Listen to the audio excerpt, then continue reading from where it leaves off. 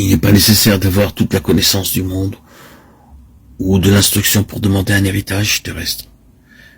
Mais pour nous, croyants, cela prend parfois de nombreuses années pour apprendre la valeur de notre héritage céleste. Apprenons-le maintenant, la parole de Dieu est si claire et évidente. Lorsque nous recevons notre Seigneur comme notre Sauveur personnel, il nous est donné le droit et l'autorité de devenir les fils de Dieu. Nous sommes fils de Dieu pour l'éternité, à cause de son amour éternel que nous avons reçu par la foi. Nous avons une part de l'héritage du Seigneur Jésus-Christ. Il n'est pas exigé de connaître l'hébreu ou le grec pour savoir que c'est vrai, mais avoir l'assurance intérieure du Saint-Esprit. La jouissance de l'héritage repose sur votre foi. Or, si nous sommes enfants, nous sommes aussi héritiers de Dieu et co-héritiers de Christ. Romains 8, 17, 18.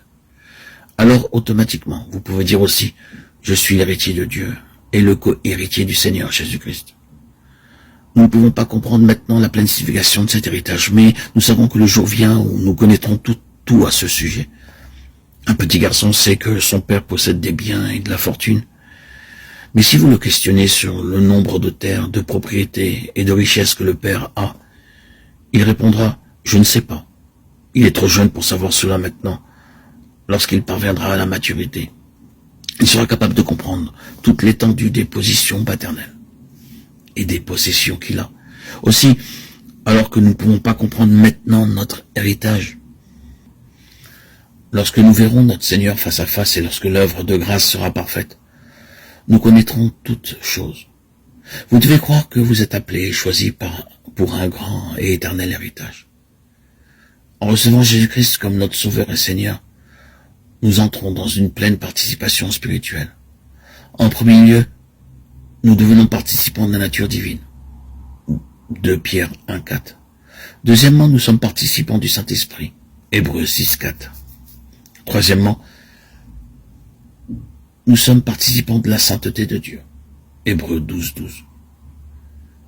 Cinquièmement, nous sommes participants de la gloire qui doit être révélée.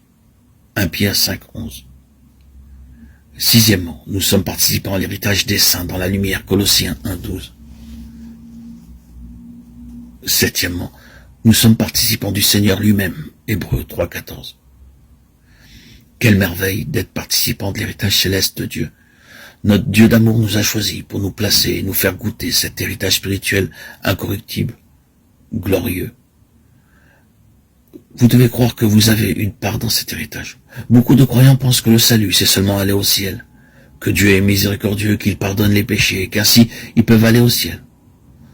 Qu'importe ce qui leur sera donné, même un petit coin pourvu qu'ils y soient.